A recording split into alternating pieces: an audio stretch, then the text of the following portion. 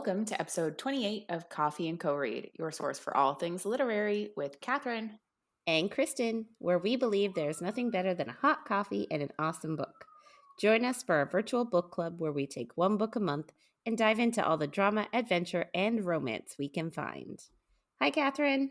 Hey, Kristen. So today we thought we would talk about our favorite TV shows because we did sort of mention last week that our book this month, ACOTAR, is being adapted for TV. It's still a ways down the road. I think they're just in script stage. Mm-hmm. And as well, our book of the month last month, Vampire Academy, the show they are doing for that is coming out just in a couple of short weeks on Peacock if you're in the US, and streaming on Prime Video on Stack TV on if you are not in the US. Mm-hmm. We're hoping to do a live react to that pilot episode, the first episode of that series. So stay tuned and keep your eyes open for that. So because of all that, we are going to talk about our favorite TV shows today. So, Catherine, we essentially have almost the same taste in TV shows. So tell me about your favorites. Yeah. Thinking I already know what they are. Yeah. So I guess I have a few favorite shows, like everyone. But probably one of my all-time favorites for sure that is actually a show is called Psych. I think we've actually brought it up before. We've definitely brought it up before. Yeah, we talked about Despero a few times. Yes, yeah. I just love James Roday Rodriguez so much. He's just so adorable in all of the episodes, and now 4 movies or something I think there are. Is it 3 4 already? I thought it was 3 with maybe a 4th coming out. Maybe it's 3 or 4. I'm listening to the podcast that they have out now as well. Anyway, I just love it. But other than that, like you, I love the Food Network. And that's why we both have Stack TV. And like a lot of the competition shows on there, specifically for me, I love the Tournament of Champions and Guy's Grocery Games. And then obviously we both love Supernatural to the point that we got that tattoo. And if you know the show, you know the tattoo that we have. Yeah, we cannot get possessed by demons. Exactly. And that's a fear, man. We're safe from that. Exactly. And my current obsession is Taskmaster, which is because of Kristen. So the first few seasons are actually just on YouTube and you can stream them. But I'm completely obsessed with that show now, and I'm on my second watch through of the whole thing. Yeah. No, I agree. Taskmaster is amazing. My husband actually found it for me because I had gotten into a bunch of the British panel shows. So again, a lot of them are just available on YouTube. Like Would I Lie to You? 8 out of 10 Cats. 8 out of 10 Cats does Countdown. There's so many now, especially there are so many. So I was watching those, and I have no idea how my husband heard of it, how he found it, but he did. And it was not as popular because I found it a few years ago, and it was not as popular. It was so hard to find. But what we did find was amazing. And now it's just all over YouTube, and you could just watch it so easily, and it is hilarious. It is so good. Yeah, I love it. What other shows do you love? So all of the ones that you've said, I also love Psych. Mhm. My husband actually got me into that as well. He found it Mm. and made me watch it. And initially, I think when he described it to me, I was like, "Oh, this sounds terrible." Well, when you hear it, it does, realistically. Yeah, it's like if you guys haven't heard of the show, Psych is he's a psychic detective solving crime, except he's not really a psychic. He's just hyper observant, Mm. and but it's not procedural in like a serious way. It's just funny. Yeah, Him it's and a his comedy for sure. Yeah, and him and his best bud are like the ultimate duo, and they're Mm. hilarious. Yeah. His buddy is Dule Hill, if you know the actor. Um, so yeah, they just have amazing chemistry together, and the show itself is hilarious. Mhm. Um, Supernatural as well. I'm married, but I would happily also marry Dean, Yeah. like Jensen Ackles. Yes, or actually a lot of them. I would. I wouldn't I say wouldn't kick him out of bed for eating crackers. no, no. I don't think I would do that to any of them. Yeah. Um, but for me, for the most part, I actually usually I either rewatch one of those, Mhm. because I have to have constant noise all the time. Like I always have something on when I'm cooking or getting ready or whatever. Mhm. Um, I'm I love re-binging like competition reality seasons. So Mhm. like I love Amazing Race. I always ask you to do it with me. I constantly say no. Nobody will do it with me. My husband refuses to do the Amazing Race with me because he says he doesn't want to travel like that. Like he says if he wants to go to all these cool places, he actually wants to be able to spend time there and do things. And Mhm. where with Amazing Race, he says it feels like it's so rushed. Like they spend like less than a day in a country and then they're gone again. And like Yeah. I get it. Like I totally understand that, but I just want someone to do it with me. Yeah, it's not about the visiting places for you. It's just about doing the Yeah. I don't think I would get very far in it, but like probably be like the first one kicked off, but still. Anyway, Survivor 2. I wouldn't want to do that one.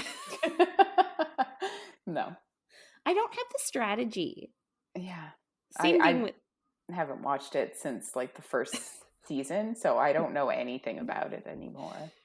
Yeah, I just there's so much strategy involved and having alliances and then like Mm. being in multiple alliances and betraying those alliances. I don't have I can't lie worth shit. Yeah. So I don't think I'd be able to do it. I get hangry, so I don't think I'd be able to do it for that reason alone. Yeah, it's true. Like the most recent seasons, they've severely limited the amount of rice they're given. Like normally they're given Mm. like enough rice to have like a portion a day for all Yeah. the but they've limited that like in the past couple of seasons to be like we're giving you like 2 cups of rice for the whole time you're here. You have to ration that accordingly. Oh my god. It's ridiculous. Anyway. Um Another couple are Great British Bake Off and also Great British Menu. Menu is a little less, I say a little, I mean, probably a good deal less well known than Bake Off, Mhm. but still equally good. It can get a bit dry, but it's amazing. It's like, there's like 40 episodes. Oh wow. So it's like every year they do a banquet, like celebrating something. So Mhm. like one year they did like children's authors, like British children's authors. Mhm. So they get all these chefs in all these different regions to make up a menu. Okay, how would you do like the appetizer, the seafood course, the entree, and then the dessert? Like, what would your progressive menu look like involving that theme? And Mhm. then they get them all to like compete and they compare them and like they face off in the different regions and then they all face off against each other and they pick like the best dish Oh, okay. for each Interesting. course. It's really good. I'll make you watch it the next time you come over. Sounds good. um Top Chef too. I love Top Chef. And Drag Race. Like most competition reality, if it exists, I've watched it. Like even the obscure stuff.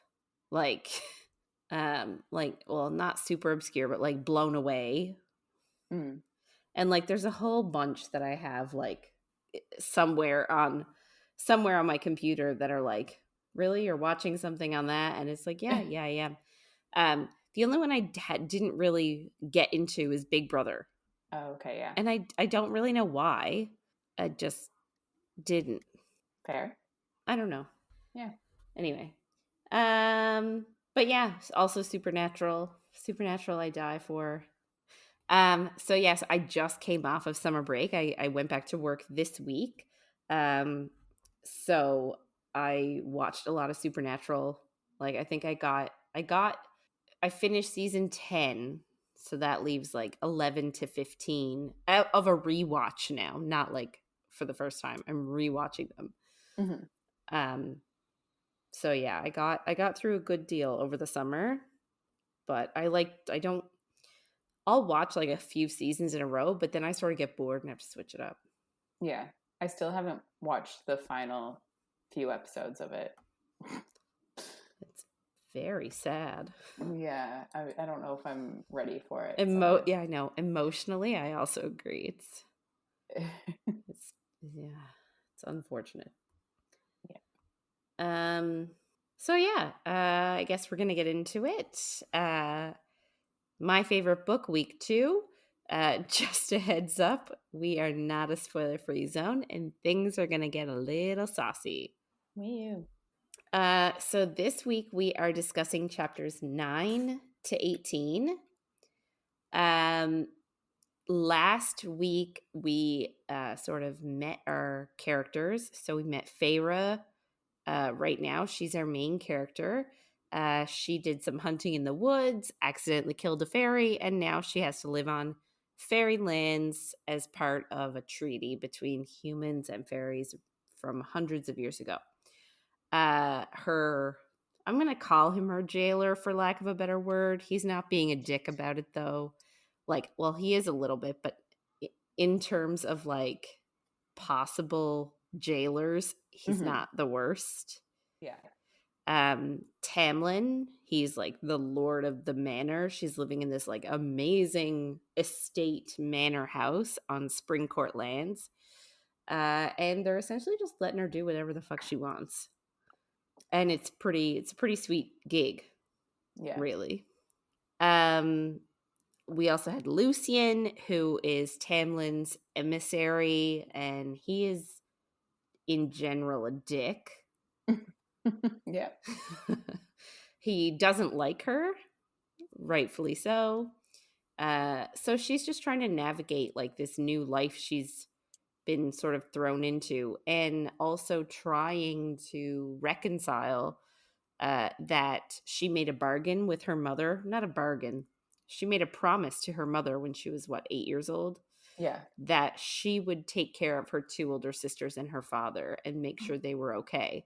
Terrible thing to make your 8-year-old promise, but Yeah. uh, so she is trying to figure out how she can fulfill that promise. So, yeah.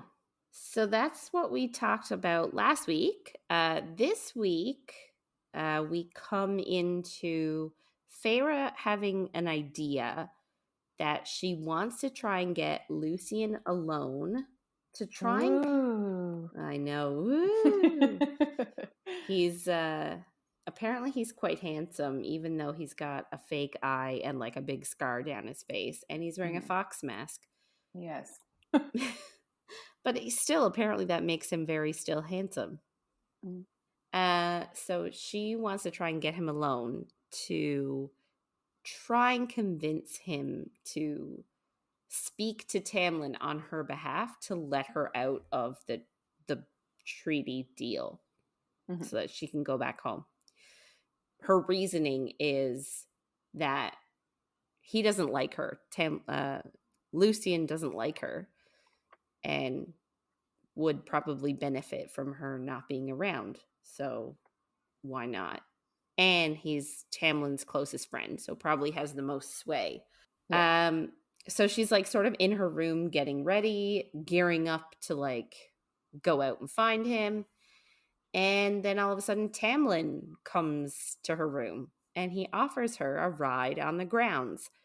And this is sort of the second time we've seen him offering to spend time with her. Mm-hmm. Like the last episode, he did try and tried to spend time with her again. He tried to offer a tour of the house. He tried to offer to walk the grounds in the garden with her, and she turned him down. So today he wants to offer her a ride, and she says, "Nope, I want to be alone." So she goes away. However, she got sort of inside information from Alice, I think, that Mm-hmm. Lucien was going to be going out for a ride. And so she like hightails it to the stables. She sees that all the stable hands are wearing horse masks, which is funny. Like I feel like if you were living in this estate, it would be very easy to class who was who, right? Yeah. Yeah. Like if you see someone with a horse mask in the house, you could be like, you're not supposed to be here. Yeah. Right? Anyway, so Lucien, he invites her on a hunt because he has to patrol the grounds anyway. But it's not like a nice, like, it's not like it's not meant in the same way that Tamlin meant it. Like Mm-hmm. Tamlin was sort of offering, like, genuinely, can I give you a tour of the grounds on a horse? Mm-hmm. Like, would you like that? Lucien is being an asshole about it. Yeah. Like, he's like, oh, you might as well come along with me and see if you can find something else to shoot and kill. And like, he's just being an asshole about it. Mm-hmm. Um, so they go on their ride, and as they're riding, she has her bow and arrow, or I don't know if it's her. She has a bow and arrow with her. And she keeps like sort of aiming when she hears noises, but she never takes a shot. So she doesn't Mm-hmm. actually kill anything or shoot anything. And her reasoning to Lucien is, well, I don't really need to, because like you don't seem to need anything on your table. You don't need the things that I shoot. You have enough food. And Yeah. I really like this philosophy that she has. And I think we get into it a little bit later, a little bit more, but I enjoy that, like, in her mind, hunting is for sustenance. It's not for Mm-hmm. sport. Yeah. Like, it's not something you do for fun. It's not an activity. It's, hey, we're hungry. This is how we eat. Yeah. You know what I mean? I like that. Mm-hmm. Um, and she sort of then asks, like, why are you even doing this border patrol? Like, I thought you were, his emissary. You do formal court things. And Lucien sort of explains to her that, yes, I'm his emissary, but only for formal occasions. And he's doing the border patrol because it was actually Andrus's shift and they're all Mm-hmm. taking turns and it's his turn. So she's like walking with him, doing the patrol that was the fairy that she killed. It was his. So she feels, Awkward. yeah, it was really awkward and she genuinely felt bad. And Mm-hmm. in all fairness, I don't think, like, if she was presented with a man that looked fey but Mm-hmm. was not being aggressive towards her or not being a jackass to her, and if she walked upon someone like that in the woods, do I think she would have killed him in cold blood? No. No, but the other thing is, like, he was going for the same food source that she was. So it would possibly still have been kind of like Hunger Game style of like one of us gets this, one of us Mm. gets to eat. Like, but it's very much not. I don't think. Sure, she had a few malicious thoughts that, oh, if it's a fairy, even better. Yeah. But the real reason she did it was so that she could get food for her family. So, Yes. yeah. Yeah. Anyway, so this obviously talking about Andress made her feel bad. So she genuinely apologized to Lucien, and she said that she didn't know what he meant to everyone. Mm-hmm. And like, obviously not. She didn't even know he was a fairy, really. Like, she had Yeah. suspicions, but she didn't know. And she also, even if she thought he was a fairy, she didn't know that he was this like anthropomorphic fairy. Mm-hmm. You know what I mean? Anyway, so it's funny then because even though she was sincere in her apology, Lucien's sort of next question was, how long is it going to be until you talk to me about like going to Tamlin for on your behalf? She was like, "Oh, I don't know what you mean." He was like, "Come on." It's like, "I'm not fooling, you're not fooling anyone. Like, I'm well aware why you came to me." So like he was like, he knew immediately she wanted to get him to vouch for her, but he sort of said, he was like, "Yeah, I might be close, but I do not have that much pull with Tamlin." Like, Which is so interesting that he immediately clocks that that's why she's doing it. But later on, Tamlin doesn't see it, doesn't understand why she's hanging out with him. Like, it yeah. just shows the difference in their characters. And like, clearly Lucien is very cunning. Yes. Why he has a fox Smart. mask, I would assume. Mm-hmm. Like, he's very smart, and he understands that people are. I feel like he understands that people are motivated selfishly, Yes. I and was literally thinking that same word. Like, he yeah, understands people's motivations. yeah, exactly. But like, if we're saying that Lucien is like smart and cunning, are we saying that Tamlin is dumb? I just don't think that Tamlin is. I feel like he's very self-centered. I feel like Yes. his worldview is very much what other people do and are for him. Mm. And he's not so much one to think of like what other people's motivations are. He's more thinking of how they support him in his life, kind of. Like, I Yes. know we haven't really gotten that far into this book about it, so like it's kind of hard to say much without Yeah. getting into things, but like, I don't think he's dumb. I just think he has different priorities, and he doesn't have to worry as much about what people's motivations are because of who he is. Right. Um anyway, so they're still on their little ride, and she's sort of dejected by the fact that Lucien's like, "I don't have that much pull with Tamlin. I can't help you." And then she asks, she's like, "Why are you guys all wearing masks, and especially animal masks?" And Lucien admits, like, we were all invited to a masquerade ball, and we wore the animal masks to honor Tamlin's shape changing gifts. So Mm-hmm. Tamlin can change from beast to man, so they all wore animal masks. Um, he then let slip something about her and how nothing could get back to her. But then he very quickly changes the subject and like doesn't say anything else about it. Mm-hmm. And Feyre starts to wonder, like, maybe it's the High Lady of the Spring Court, Yeah. because she hasn't really heard anything about, like, we talked about, I guess, at the beginning that Prythian is split into 7 courts, each ruled by a High Lord. And we haven't really heard anything about the Spring Court's High Lord yet. So she's thinking maybe this is a High Lady of the court. Mm-hmm. She then asks Lucien about what his powers are. And he's a bit cagey. Like, he did not give us an answer No. on what his powers are.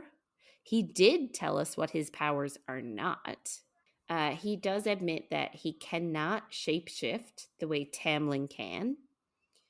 But Tamlin can use his shape-shifting powers to shift his people. Mm-hmm.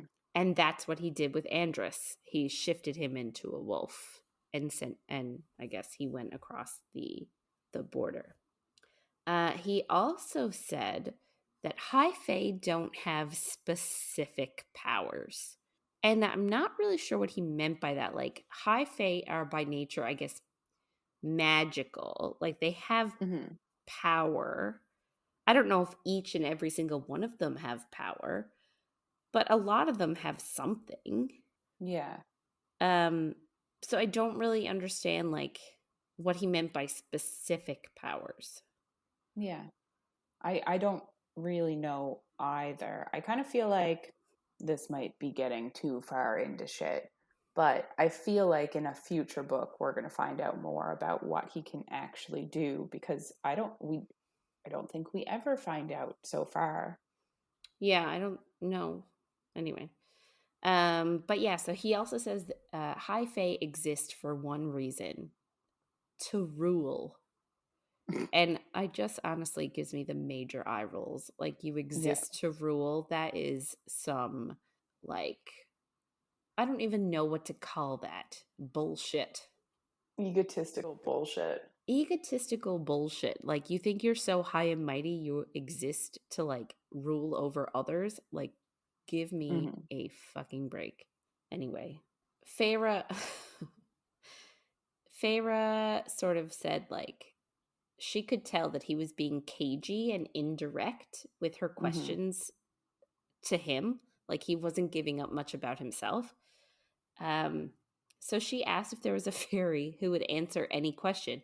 And I think she might have been joking a little bit. Like, oh, Yeah, gee, maybe. you're being, you're not being helpful at all answering my questions. Is there a fairy that'll tell me the truth, sort of thing? Or, like, answer everything I ask? Mm. And Lucien actually says, like, yeah, there is. And it's called the suriel.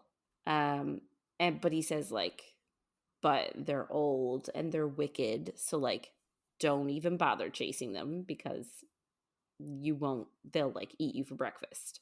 Hmm. Um, and then, like, so they're talking and laughing, and then all of a sudden, Lucien, like, tells Feyre to keep her head down and do not react to anything.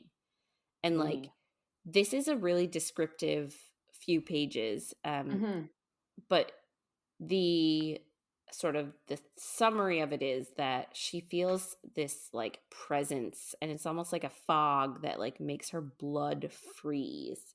And, like, it was a feeling of dread within her, and, like, she couldn't see anything, but she heard a menacing voice in her head essentially saying it would grind her bones and drink her marrow and, like, tear her to pieces. And then it kept being like, look at me, look at me, look at me, like, urging her to look. Yeah. And she said it was like, it was freezing cold and it was threatening to eat her. And she was seconds away from finally looking. She said she, like, couldn't take it anymore. She needed to look. Hmm. And all of a sudden it, like, melted away and it was immediately warm again.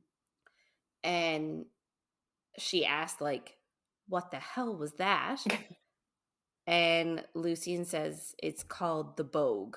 Um, you can't hunt it or kill it, but it's only if you look at it does it become real and can kill you. So she was, I don't want to say safe, but she was safe-ish by not looking at it. But Hmm. if she tried to look at it, that's when she could actually get hurt. Anyway, this interaction seems to have, like, they have a bit more of a conversation about it. Lucien is a bit more assholey again, because it's sort of like, you know how you have that friend who's an asshole but you love them. Lucien seems to be this, like, he's snarky and sarcastic. Anyway, so he's a bit more of an asshole. Feyre snaps at him, and it seems to, like, move their relationship a little bit closer. Yeah. Um, so later on, they're having dinner together, and Tamlin is pissed off that they hung out together. So, like, he invited Feyre out, and she totally brushed him off and said she wanted to be alone, but she didn't. She went with Lucien. Yeah. Uh, so he is heck mad at both of them. Lucien then sort of told him about the bogge that they encountered in the forest. Uh, and that made Tamlin fold his fork in half. He was so mad. So, like, Temper. he does. Like, Tamlin seems to have anger issues. Like, he seems, and I'm pointing out a red flag, he seems to be the type where he could be very even tempered, but if he's not even, like, he's even tempered until you do something that makes him angry, and then he's, like, scary. Yeah. And I don't know, man. It's not a great look for him. So I guess he goes into the forest to hunt the bogge. He doesn't want it in his woods. And even though Lucien said you can't kill it, apparently Tamlin can because he's so powerful. That night, like, she's only been here for like 2 nights, but that night, for some odd reason, she stays up to watch, waiting for Tamlin to come back. But she says in her head it was because she wanted to see if he could truly survive the bogge. Is it? Yes. Like, we haven't really had a ton of interactions between them, yet No. it seems like she's still sort of being drawn to him a little bit. She looks out her window, again, looking for Tamlin, waiting for him to come back, and she sees someone looking at her from the gate. I guess they step into like a little bit of light, and she sees that it's her father. Like, she sort of didn't notice who it was at first. It was someone like medium height with like a cloak on. But she's like ecstatic. She was like, "Oh my God, my father came for me. Like, I can't believe it." And she wastes no time. She starts layering tunics on. Like, she knows that she can't take a big bag, so she's like layering her clothes on. She grabs the knife she took from the dining room, and she's like, he must have gotten a ship ready to take them away. Like, no idea how he got the money to do that, considering Yeah. he couldn't even feed them. But she's very convinced he must have a ship ready to like take them across the continent so Tamlin can't find them. She climbs out her window, like, she's like tiptoeing across the lawn to get to the gate, and her father turns around and walks away and is sort of like beckoning her to follow. So, like, but it's he's walking away from her, not toward her. And she keeps getting closer, and she's giving it a reason in her mind, if that makes sense. She's like, oh, he must want to get further away from the manor before he says anything, and like, he wants to get to the safety of the woods before we chat. Like, she's making up reasons as to why he's walking away from her towards the forest. So she's walking, keeps getting closer to the gate until someone wraps their hand around her arm. It's Tamlin, and he's real pissed. Imagine. I know, imagine. Again, with the anger issues here.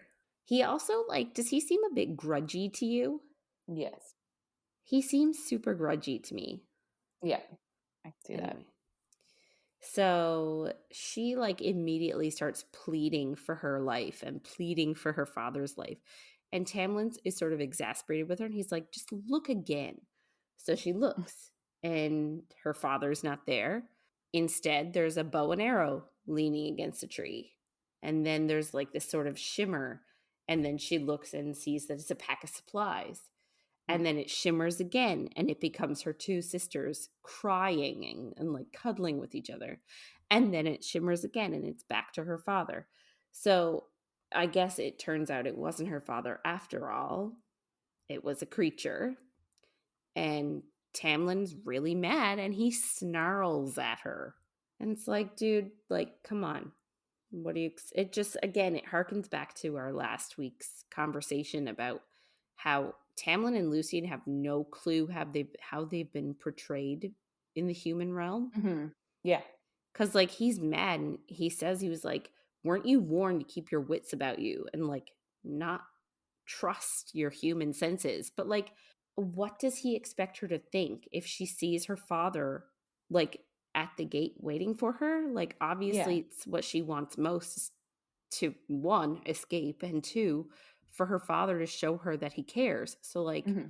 I don't know. It just bothers me that he can't like that Tamlin is getting so wrapped up in his anger that he can't see that. Yeah. So he snarls at her and asks, like, he says, if you're gonna run away, at least do it in the daylight. And he sort of is like, that thing would have taken days, weeks, months devouring you. And it's not even that bad of a creature. Like, that's not even one of the bad ones. And like, Good. right.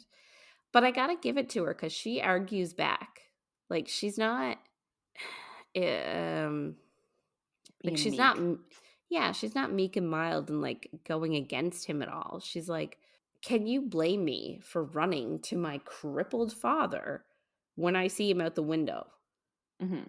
And like, she says that she's actually annoyed by the treaty because she keeps hearing stories of fairies coming into the human realm and killing all the humans whenever they want. Hmm. Not all the humans, but just killing and torturing humans whenever they want. But like, she killed one fairy and now she has to go, like, now she has to, you know, Well, and leave not her. only leaving her family, but she has to live in a world that's not safe for her to go outside at night.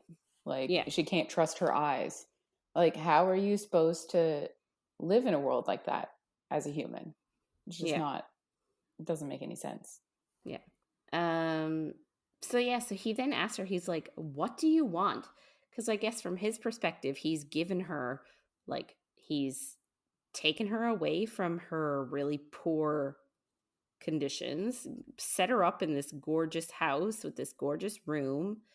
Like, she's clean, she's clothed well, she's fed, she doesn't have to work at all. Like, she's just free to do whatever she wants with her life. And I guess he's frustrated because he's like, what do you want?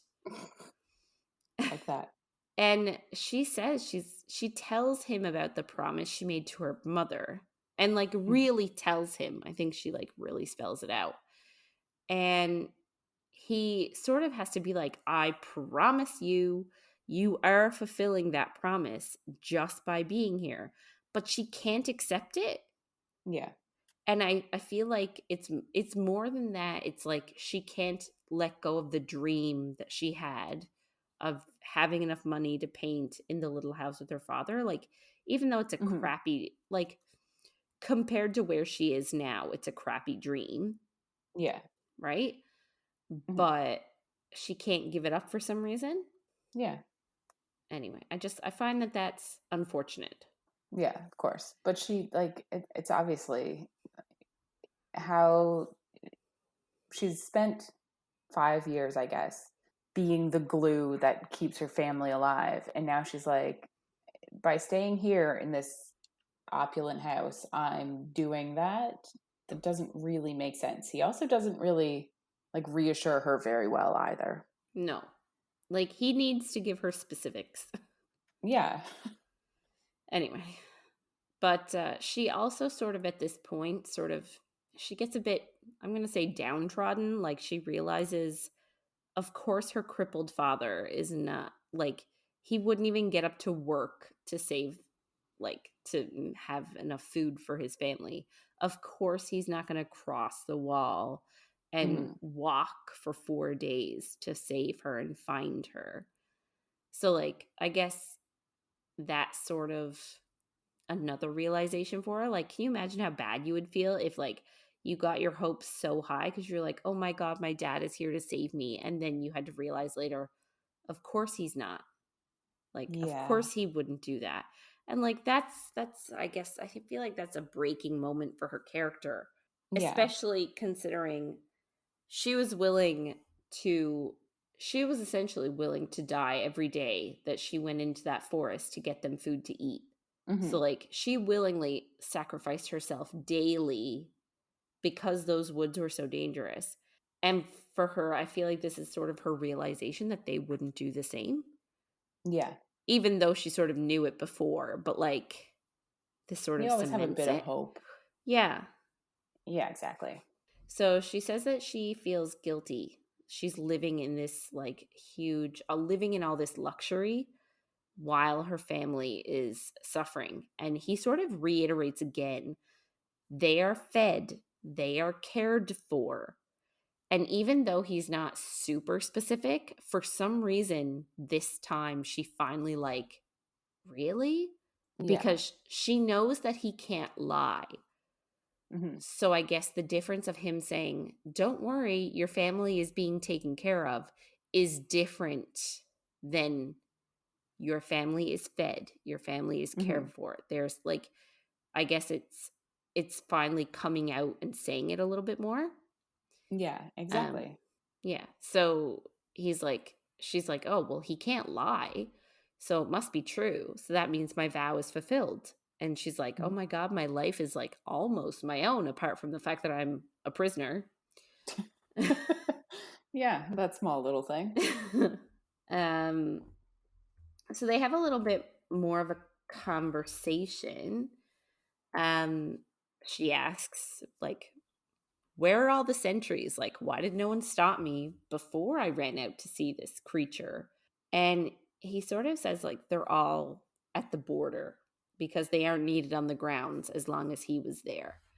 And she took that to mean that, like, he must be super powerful if he can protect all this land on his own. Hmm. Um, and he gives a little bit more background about him. He says that he was trained as a warrior and he was hoping to serve his father like in one of his war bands or like maybe as some sort of general in one of his like father's armies. He said that he wasn't actually meant to be the lord of the manor. That's not what he was raised for. He wasn't raised to rule. Hmm. So we're getting a little bit more into Tamlin's sort of character here. Um, Feyre also asks, like, what creature lured her from the house? And Tamlin said it was a puka. And I like the Just name. cute. It's a puka. Cute So, name, terrifying creature. yes. So it's a creature that apparently uses your own desires to lure you to a secluded place where it would eat you very slowly. And I'm How like, cute. I'm thinking, so like in my mind, this is sort of like a boggart in Yeah. Harry Potter, like a little bit. Yeah. But the opposite. It's not using your fears, it's using your desires. Yeah. But like, I wonder then, does it have a true form? And if not, does that mean that like you say if your greatest desire is an inanimate object, like one of Feyre's desires was like a pack full of supplies, does Mhm. that mean it would eat you as a pack of supplies? Well, at that point, maybe you'd be thinking, I wish I had a knife to stab this pack full of supplies, and then it would become a knife. And still be eating you I as a guess. knife? Yeah. It must have a true form. These are the things that keep me up at night, folks. Yeah.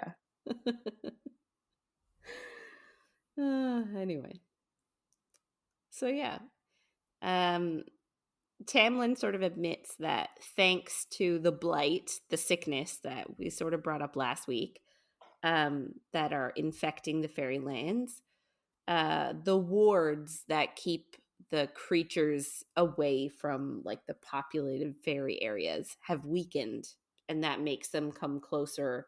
I'm saying inland, but closer to like the towns and the houses and the populations of people. Mm. Feyre sort of like, I feel like maybe she thought that she would feel really like fulfilled and feel happy promise once the promise to her mother was fulfilled. Mhm. But she describes like as she's walking back to her room, she feels hollow. Like she spent the last few years, that's literally been her mantra as every day, all day. Mm-hmm. So she says she doesn't really have anything like else to think of. And because she doesn't have that, she's feeling hollow. Yeah. So she starts, I guess, filling her days. So she starts joining Lucien on his patrol. She brings a bow and arrow, but she never actually hunts or kills anything. Tamlin keeps hunting the bogge, and I guess this goes on for a few days or a week or whatever. One evening, he was still pissed. I don't even know what he was still pissed about. Like, is he still pissed about days and days ago when she denied his company and preferred Lucien's? Like, is he still mad about that?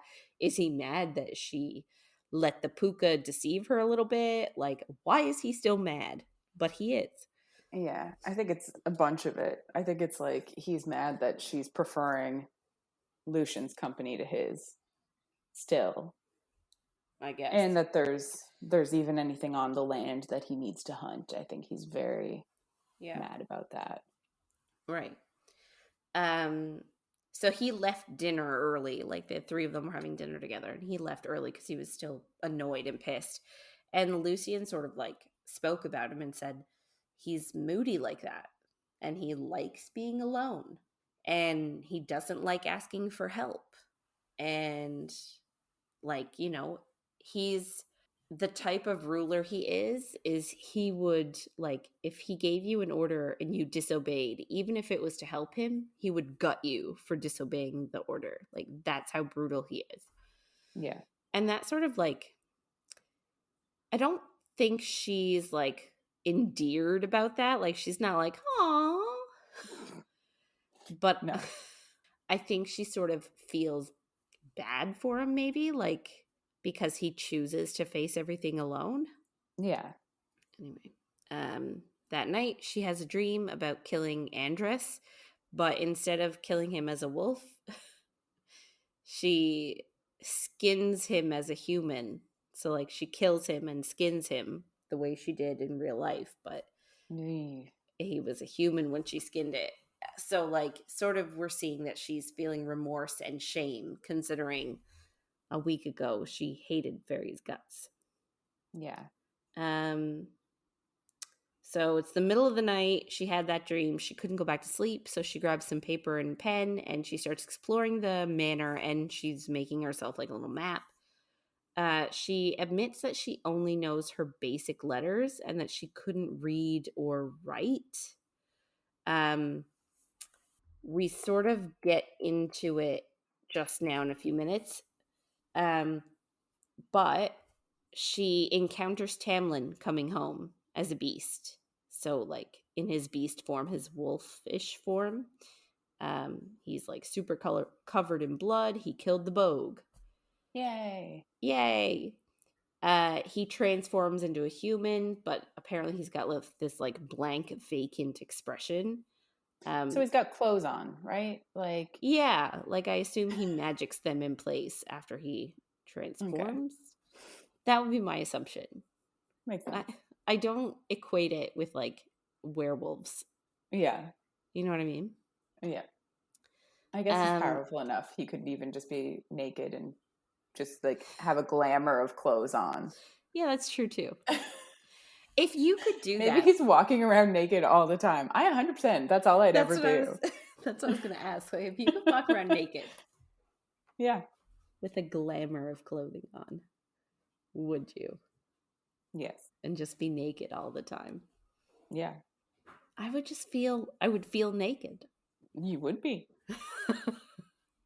But like I would constantly be like, oh shit, is my glamour falling off? And like I would constantly be looking down. You know what I mean? Well, yeah, I guess it would also depend on where you were going. Yeah. Like your job, you wouldn't accidentally lose your glamour. But also, like, if you're interacting with all these super powerful fairies, they could probably like see through the glamour. Yeah. And Maybe then they're all just naked all the time and nobody cares. yeah. Anyway, so he's in his human form, but he's got this like blank expression. So she takes that as like, even though it's a bogge and it's a terrible creature, he still doesn't like the act of killing. Mm-hmm. She noticed that he injured his hand, and guess what's gonna happen? Like, you know what exactly is gonna Yeah. happen. So he We had injured. one of these last book too. Yes, we The did. fixing hand thing. We did have role reversal though. Yes. Anyway, um, so I guess he sees her map, and she sort of talked about her map, saying that like it works for her because she's drawing and using symbols, but because she can't read or write, she's not like, she can't use words or anything like that. So Tamlin, I guess, sees her map, and he realizes that she can't read or write, and he genuinely compliments her and says like, no wonder you came adept at other things. But she doesn't take it like a compliment, really. Like, No, it's because she's very insecure about the fact that she can't read. yes, this is like one of her Oh. biggest insecurities. You're right. So she feels sorry for him because she knows that he didn't want this like leadership estate role. She can tell. And like he's acting like he's very much alone. And so like that sort of makes her feel sorry for him, I guess, that he's doing all of this by himself, Mm. knowing that, like, I guess she just feels bad that he's by himself. Um, but Yeah. she takes him to the infirmary and cleans and binds his hand for him. And it's all like, ah. And apparently she's real good at it. And he's like, wow, where'd you learn to do this? And she's like, because I used to get fucking hurt. And I would have to do this to myself. They don't have anything more. There's not like, I guess there's maybe like there's not one of those like close up, like, oh, we're going to get close enough to kiss moments. We're not there yet. No. No, not there. So the next day, she wants to go look at the art. She finally wants to like, no, all the art is really nice. I'm going to go around and look at it. Mm. And all of a sudden she overhears Tamlin and Lucien arguing. Lucien is accusing Tam. Tam is his nickname. It's what I'll use a little bit. He's brooding and he doesn't care anymore. But we don't get any context beyond that. And he's sort of like, Tam, there are creatures in the woods. Like there's a bogge and a puka. Like they're in your woods and you're not doing anything to fix it. And like Tamlin is like, sort of like, dude, like fuck off. But of course, she's eavesdropping on this conversation. And of course, as she goes to like step back, she makes a creaking sound and they hear her.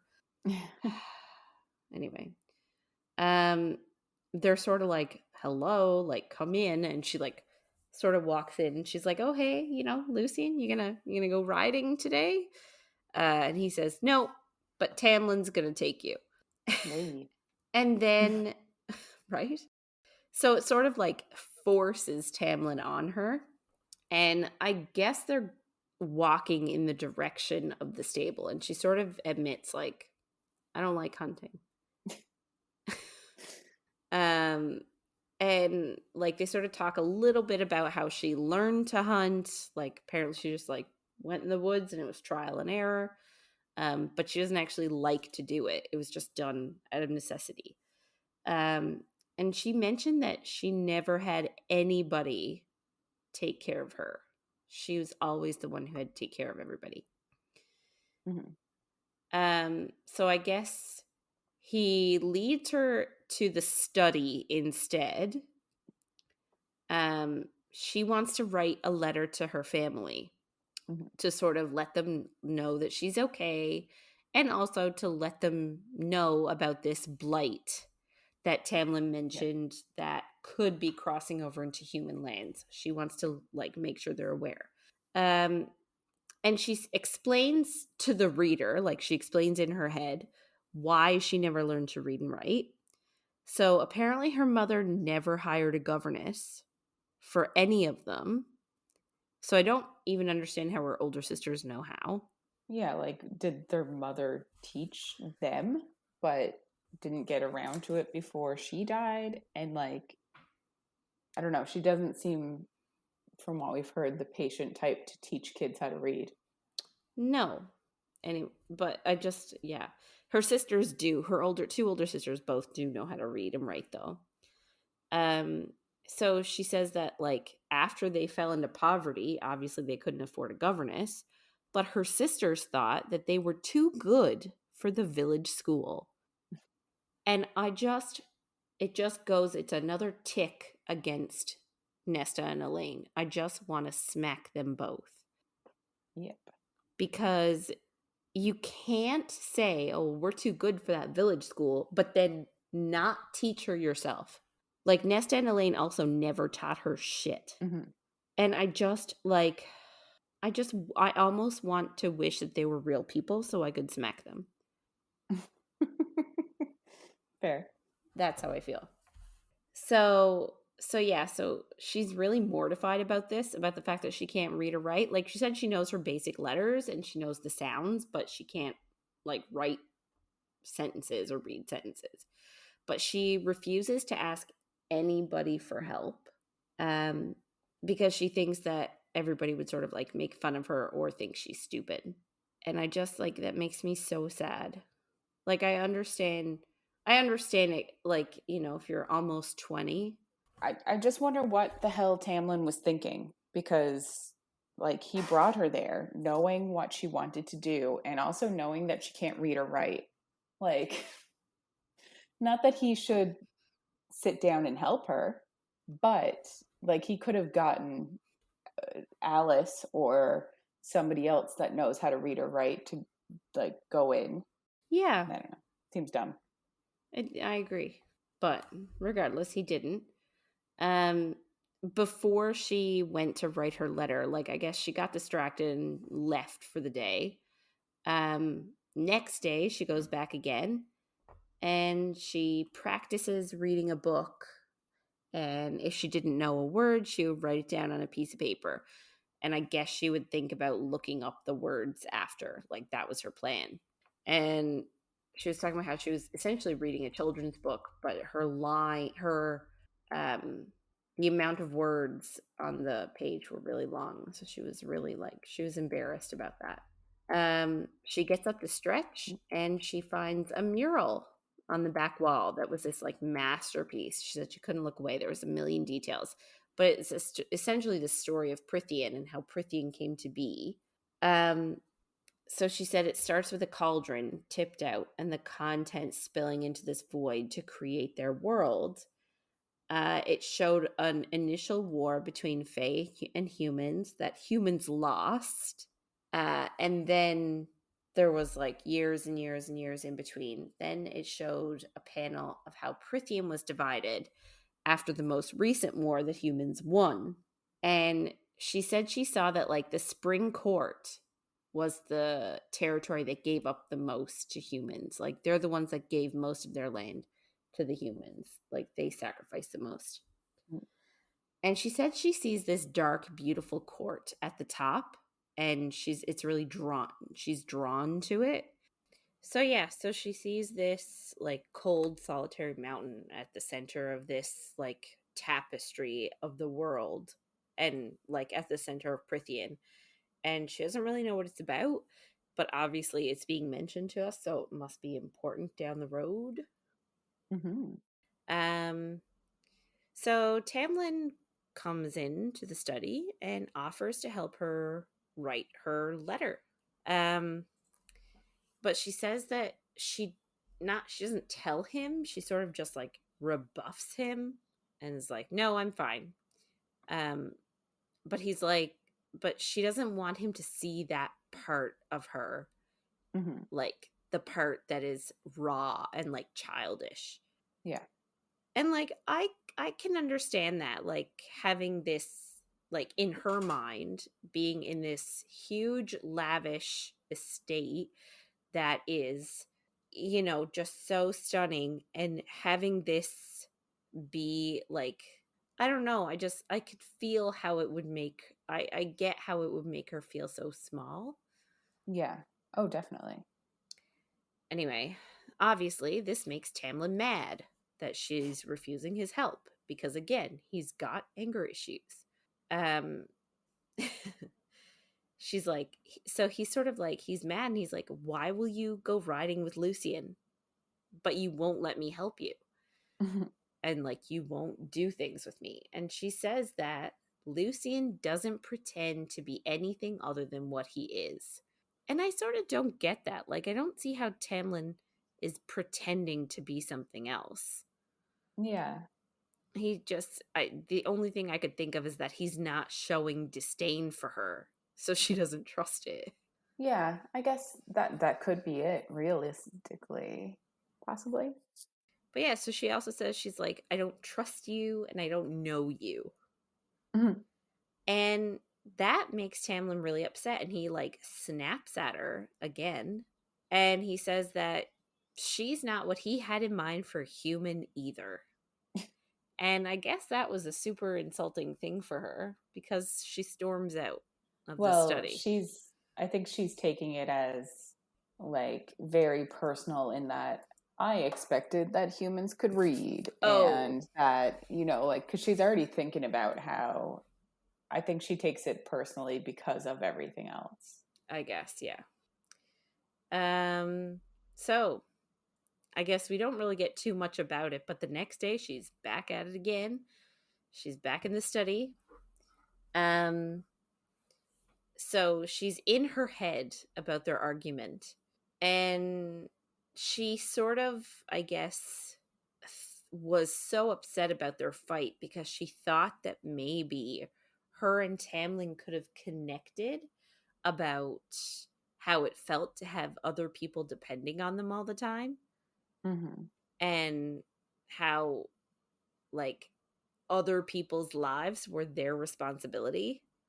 Hmm. Like Tamlin, his entire court, but Feyre, her family, like they were both responsible for those other people. Yeah. And she sort of was hoping that they could like have a connection there over that. But after their fight, she doesn't want to. Like, she doesn't want to connect with him anymore. Yeah. Um, so I guess she's needs some more information on the blight to go in her letter to her family. So she decides she's going to go see Lucien to ask for info. Um, he tells her that Tamlin had to go deal with creatures in the forest again. And she sort of like starts goading him about the suriel. So remember, he mentioned the suriel on the day they encountered the bogge. He mentions that the suriel is a fairy that will tell you the truth, and if you ask it a question, it will tell you. So she sort of goads him for information. She wants to know how to hunt and catch one, and he tells her that they like groves of young trees and fresh chickens, and you use a snare. And he also says when you go to release it, you need to run across flowing river in order to get away. But this entire conversation is like they talk hypothetically. He was like, Yeah. well, if I were going to catch a suriel, I might look for a grove of young trees, and I might go to the kitchen and get some fresh chickens, and I might set up a snare. Then, when I'm like, he talks about like if he was going to do it. So it's in the hypothetical because he Yeah. says he doesn't want to be implicated if she gets in trouble. And he was like, Hmm. Tamlin would be super pissed if he knew that Feyre was hunting a suriel.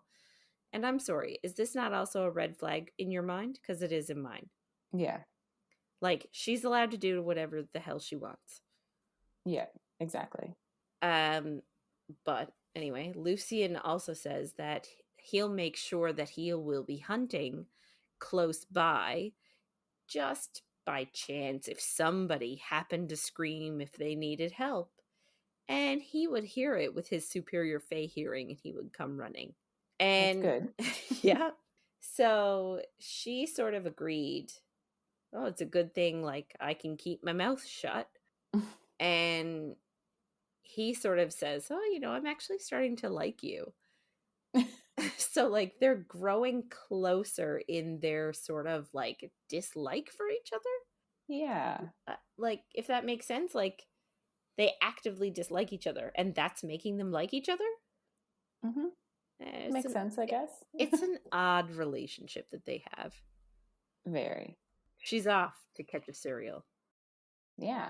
So she goes and gathers all the crap that she needs, obviously. And we kind of get her process of like trying to figure out where to put this trap, for lack of a better word, in place. And you can kind of tell that she actually is a very good hunter. Like the way that her mind is thinking, and like she knows her exit plans. There's water nearby so that she can go over it, and the suriel won't go over it, so it will stop chasing her after she lets it go. But she ends up setting the snare with the chicken, obviously as bait, and she climbs up a tree and waits there. And she's there for quite a while, but eventually the woods kind of silence, and she knows that something is happening. And she like gets an arrow ready in her bow. There's a whoosh and a scream, and then she has it snared. And she says that the suriel is skinny and in a cloak, and there's a part of Feyre that's like automatically terrified of it. The suriel is bald and has a face like it's crafted from bone. It's basically skinless, which I don't really. I know I've seen a whole bunch of pictures that people have drawn, but I can't really picture this in my mind very well. I I do hope that in the show they show us what like SJM is thinking, because like my brain's just like a skeleton. It's a skeleton in a cloak. Yeah, I know. I just think of somebody with a very gaunt face. Yeah. But I don't know. Like, I understand it's supposed to look terrifying, but I can't. I can't go there. Yeah. Well, and it has like slitted holes for nostrils and milky white eyes, which just reminds me of Voldemort in Yeah. the movies. Yeah. When he comes back. I don't know. So I kind of think of it like Voldemort in the last movie, I guess. But anyway, I want to see what it's actually supposed to look like. And there is a lot of good fan art out there that does actually look pretty cool, but it's just not really what I got from this description. But I guess it's hard to describe something that doesn't exist. Yeah, and I feel like really the only person that could confirm would be SJM. And yeah. Feyre asks if it's a suriel, because obviously that's the most important question. And it asks if she's human. And I guess the suriel does confirm that it is a suriel. But it says that they haven't seen a human in ages. And they ask which of like its brethren betrayed them, to tell her like how to catch it. And she lies and says that her mother told her stories about a fae that would answer any question that you asked it. But it can smell lies on her, which is interesting. I don't know if this is like just suriels can do this or like what it is, but it's definitely interesting that it can tell that she's lying. She, I guess, asks her questions. She asks if she can go home, and the suriel says not unless she wants to be killed and her family with her. So like she has to stay here, which just makes me think of later. And I'm like, later in this book, I'm like, why didn't you just listen to the first thing you asked the suriel and it answered? Like, anyway, onward. She asks what the suriel knows about Tamlin, and they say that she has to be more specific because the suriel knows many things about the High Lord of the Spring Court. And she is shook because she did not realize But like, that. I know, I can't. In hindsight, I just feel like maybe Right. you should have realized, like, you're living in this gorgeous manor. Tamlin keeps saying that he's super powerful, and like the guards don't need to be here when I'm here. And oh, you can't fight a bogge, but I can, and I can kill it. Like, what does she expect? And he has an emissary. Like, do Yes. most random houses have an emissary in them? Yeah. True. It's just it's yeah. I found that kind of foolish, but you know, I I guess the suriel names all of the courts. I don't know if we went through all of them, but I think we might have last seen. But there's 7 courts: spring, summer, autumn, winter, day, dawn, and night. And each has a high lord. And I think the suriel just says that they are power. Not even just powerful, they're just power. Yeah. Period. So the suriel also says that it isn't a member of any court. I guess she noticed it doesn't have a mask. And the suriel's older than the courts themselves, so that's definitely interesting. It's more than a few hundred years old. Yeah. So it's She asks what can be done about this blight on magic, and the suriel tells her to stay with the High Lord. It's all she can really do. It says, do not interfere and do not go looking for answers again, I guess, like after this point. The suriel brings up Highburn, which is a wicked fairy realm across the sea ruled by a king. So there are no high lords there. It's just one king. Humans don't exist there, and they're not as close to there. But the king's throne is actually made of human bones. This king is apparently pissed about the treaty and doesn't agree with it. And 100 years ago, he sent some trusted warriors over to Prythian to infiltrate the courts. And 50 years ago, one of the commanders disobeyed him, and ...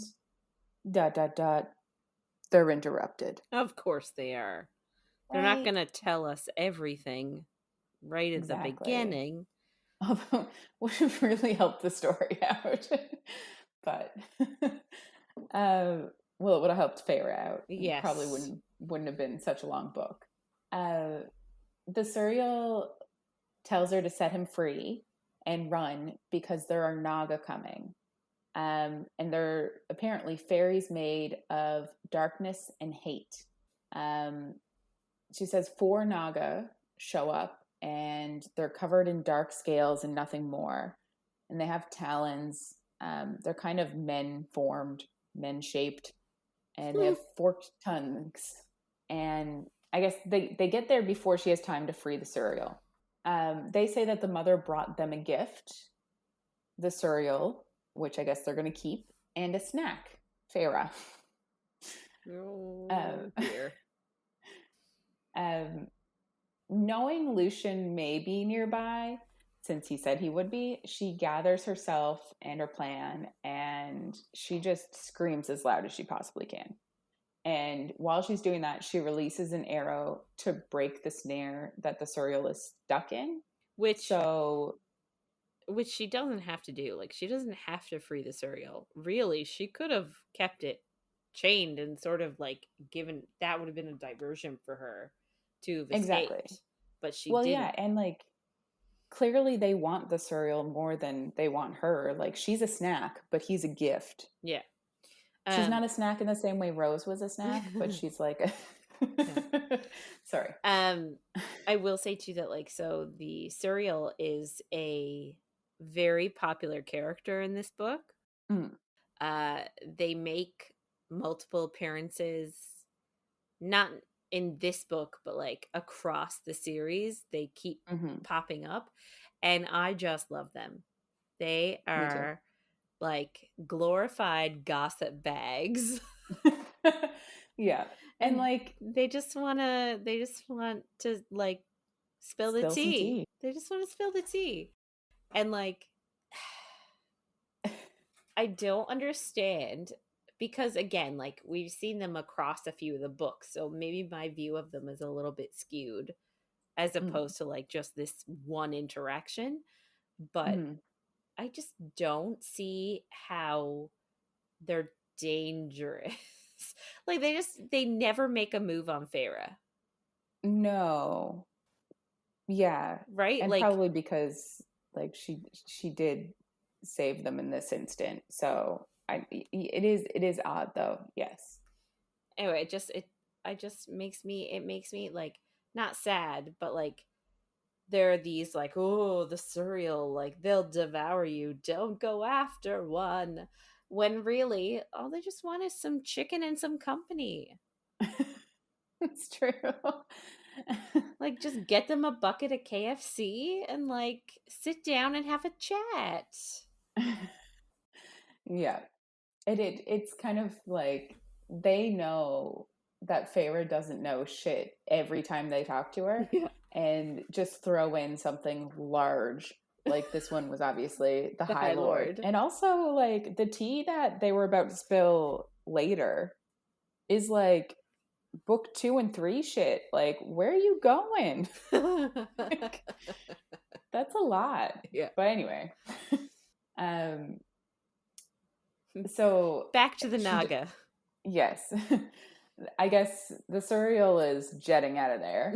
Um, and she Feyre shoots one of the naga and then turns and runs or tries to because one of the other 3 reaches for her and she stops it and hits it with her bow. She Like, jumps over it. by hits it, you mean just like smacks it? Yeah, Okay. I think so. Yeah, that's how I read it. Just to get it off of her, I think, because Right. they grabbed her, so she's just trying to get away so she can do anything. Right. Um, yeah, she jumps over it, and a third naga appears in front of her, and she's surrounded, and they're obviously pissed that she let the suriel go. Like they said before, the suriel is a gift, so like I don't know what information they're trying to find, but Mm. obviously they would use the suriel. Um, they snap her bow and basically like threaten her, like we're gonna eat you slowly and blah blah blah blah blah. All the threats that people eating you say. Um, she has the knife from Lucien in her boot, so she stabs one of the naga in the neck, Mm. and I guess like the naga pinned her, and she stabs it in the neck, and then she hears a huge roar, and Tamlin attacks the other naga, and he kills the 2 that she didn't already kill. Ugh. Feyre's shaking, and she's also somewhat scared of Tamlin in this moment, even though like he did just save her 100%. But he's clearly in a rage. Yeah. He does tell her that he was tracking the naga anyway, and 4 broke off to track her, and then Tamlin heard her scream. So that's how he got to her in time, I guess. I'm pretty sure at this point he heals her scrapes and a bruise on her face.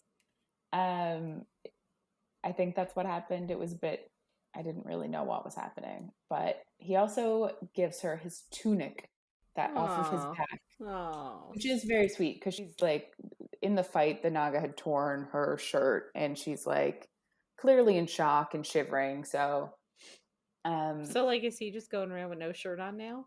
I feel like he still has an undershirt. Oh. I don't know what the rules on clothing are in these lands, but I feel like it's many layers.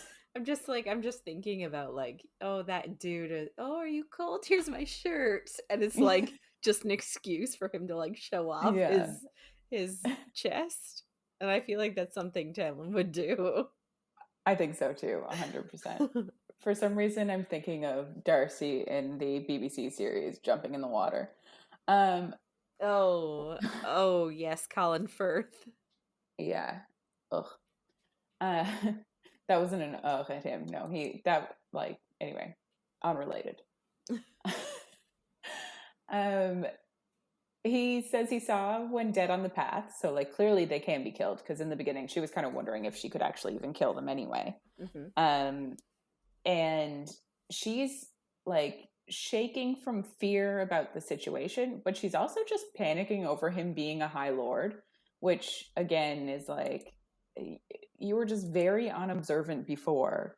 Nothing has changed about him. He's still the same person he was, but I also get that like she grew up learning this shit about High Fae and about the like High Lords of the courts. So I get why she's scared, but it's still like, maybe you should compartmentalize that for a second and worry about the issues at hand. Yeah. I guess they walk back to his mansion, his palace, his home. Yeah. Whatever we're calling it.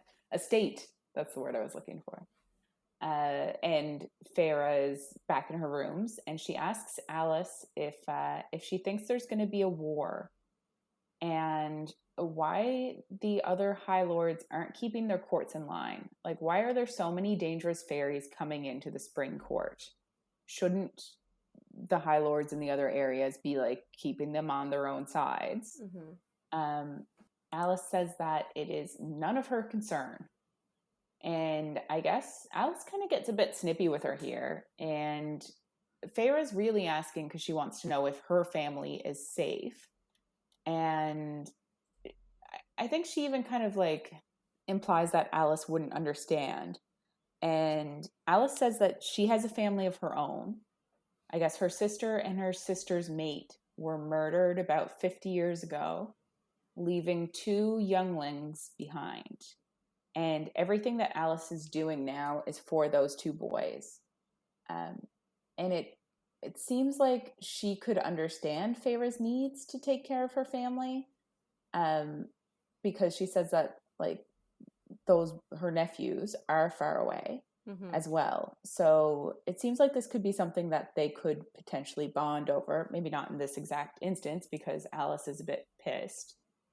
But it's just something that I think could help their relationship possibly in the future.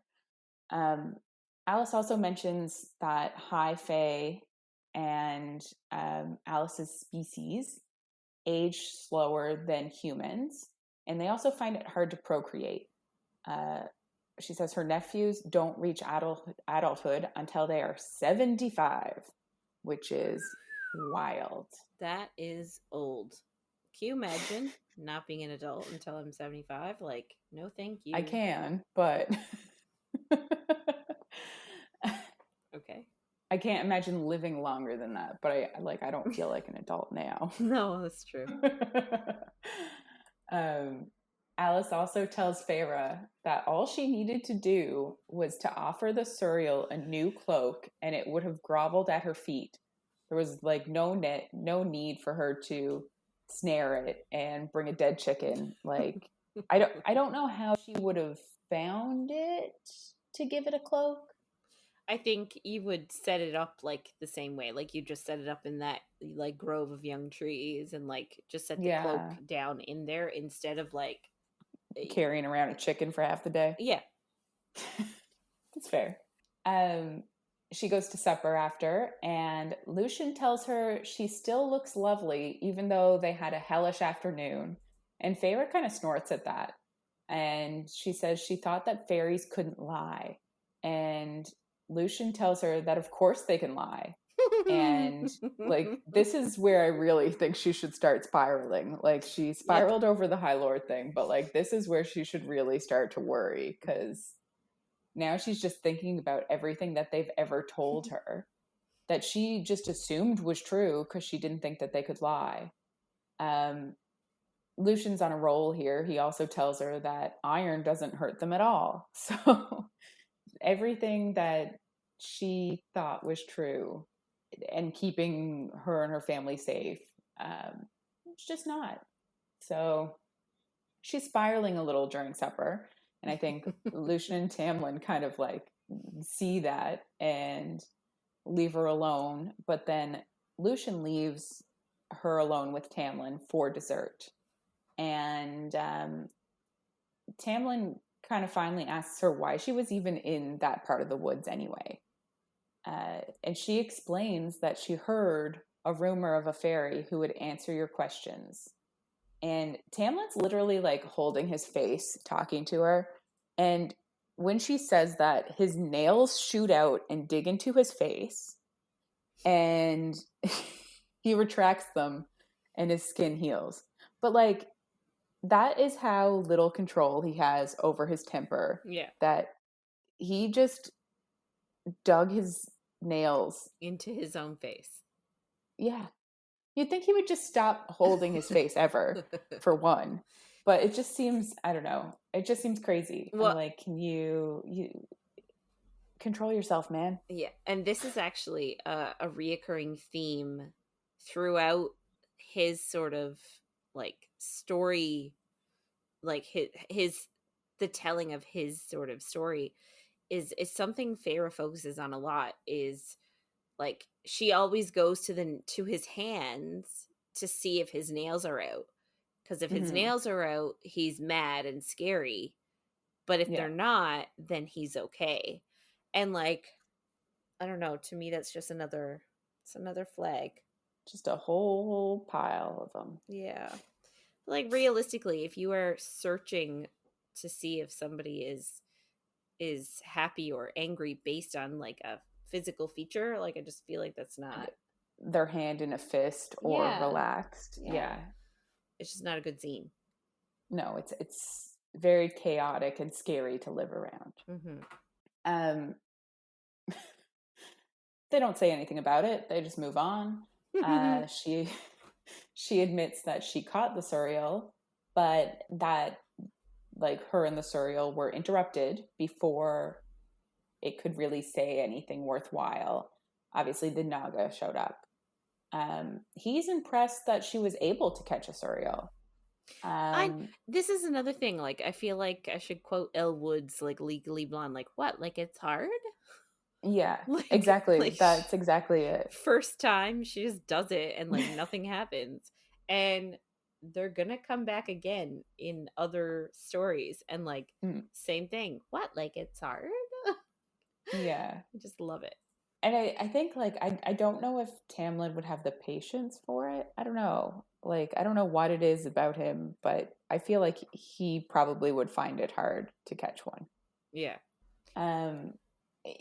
So I guess they're still eating dessert and such, and he holds up her list of words that she had been jotting down, the ones that she didn't know, that she wrote down while she was in the library, and he asks her what they're for.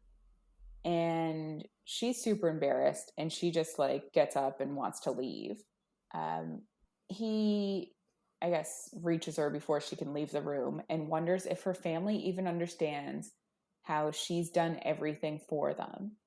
Like, he knows she's given up so much for them, but she kind of just reads this as him pitying her, which is not surprising, like being in her head, and every other compliment that he's kind of given her, she's taken it kind of with a grain of salt. Yeah. But like he's actually, it seems like he's actually being genuine here. And he I'm sure he does pity her a bit, but it's not pity because she's a dumb human. It's pity because she did have a really hard life. Yeah.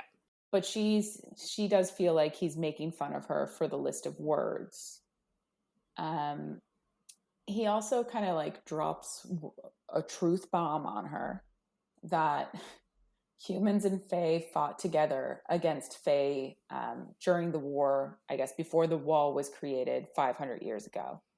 And she's shocked by this too. But like, if you actually think about it, it's not super surprising. Like, how else would the humans have won? Alone have won? Yeah. Yeah. I think Feyre was under the impression that it literally was ash wood that saved them and that like turned the tide. And I'm like, really? Really? Some wood? You think that's against like all of these animals that like, you can't look at this one animal or it's going to eat you. Yeah. Like, Yeah. There's no way. yeah. So I guess she didn't really have, like, she didn't have an education, so she didn't learn anything, I guess, about the war either, or the history. So, and her world is literally just trying to feed her family before this. So it wasn't something that she ever had to think about. So I do get why she didn't understand that, but it still seems like it's not surprising to the reader. She asks if he fought with them, and he says he was a child. 500 years ago, he was a child. So that's interesting. So he's And big. yes, He's old as heck. yeah. And like, yeah, he probably didn't reach adulthood until, I guess, 75 or somewhere around there. But that's still old. This is some vampire shit. Um, he does say that he would have fought with the humans, though.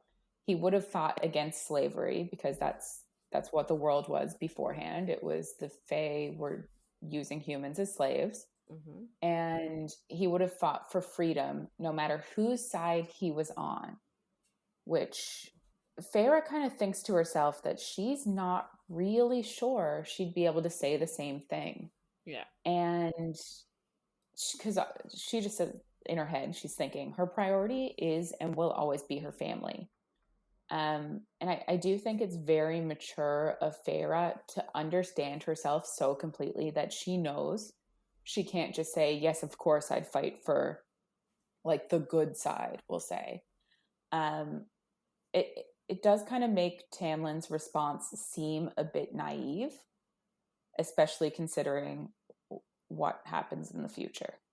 Idealistic, I feel like, would be the word Yeah, I would yeah, use for him. Like that's a better word, maybe. he's idealistic, and really he's trained as a warrior, so I sort of think of like Knight in King Arthur's court. Like he's sort of trained to be, not saying he is, but like in my mind, Mm. when you're trained to be a warrior, like you're trained to be just and like, I don't know. I just get Yeah, like honorable. yeah. So there's a lot of back and forth going on in this conversation. Um, Tamlin also tells Feyre that her family thinks that she is staying with a wealthy, long lost aunt, who's kind of on her dying bed and helping that aunt out. And they have food and they have comfort and they're like completely fine. And they know that there may be a threat in Prynthian, and if they hear something, that they should run, basically. Um, So she's kind of it's nice, I think, that he's finally giving her details, because like all of up to now he's just kept saying, don't worry, they're taken care of, they're cared for, don't worry about it. And now he's finally like explaining, like, they think this is where you are, this is what's happening with them. yeah, they don't remember a giant monster crashing into their house and taking her. So she's a bit shocked that he just like changed their memories and he apparently glamored them. And she's a bit of two minds. Like, on one hand, she thinks like this just fairy arrogance, thinking they can change people's thoughts and memories. But on the other side, she's also like, her family is as safe as possible. And like maybe even safer than they could have been if she had sent a letter or if she was even still there. Because hunting, obviously, to get food, like, is a hard thing and would have, anyway, they're living a better life than they would have likely if she was there. So it's kind of a turning point where she is like finally realizes that yes, they are fine. Which again, like you said, goes back to he actually gave her some information. And she asks him for some paint and says that she wants to spend her time painting now. And he tells her about a gallery that is in the estate that like he wants to show her, but it needs to be cleaned up first because he just had it boarded off because Yeah. there's nobody there to appreciate it, kind of thing. So he wants to get it cleaned up, but the day after next, he'll show her the gallery. And Feyre agrees. I like this because it was like a give and take. Like he told her a little bit, something he probably should have told her before now, like about her Mm-hmm. family and stuff. But like he gave a little bit of himself, like talking about fighting in the war, like the fact that he was a child during the war and like what he wants to stand up for and fight for. Mm-hmm. And then she shares a little bit of herself with him. So like their barriers are sort of starting to crumble around each other, which I think is really nice. Yeah, I agree. That night, Feyre has a nightmare of a woman slitting her throat and asking her name, which sounds horrid. And she's like, she can't answer with her name because She's gurgling. there's, yeah, so disgusting. Um, I guess this is just one of those scenes that I didn't really notice until this reread, because it is like, is this foreshadowing? Is there something else in her mind? Yeah. Like, In my mind, this has to be something else. Like, this cannot just be like, and guys, I'm not trying to be super cryptic, but like, we will meet someone who has the talent of getting into your mind mhm. and warping it and doing things to it. So like in my head, I can't imagine that that's a coincidence. No, me neither. But it is so similar to what actually happens that it just seems like it's a bit of both, maybe. I don't know. This book is a bit odd because, like, I know normally we say we don't mind spoiling books, but this book really does have two parts that are completely separate, Hmm. that are just very different from each other. So, like, I almost don't want to spoil that second half of the book Mm-hmm. until we get there anyway. Mm-hmm. Um, anyway, so she wakes up from this terrible nightmare and she hears screams of suffering. And she's like, she knows the difference because she's hunted animals before and I guess done it wrong. And it's that same kind of noise.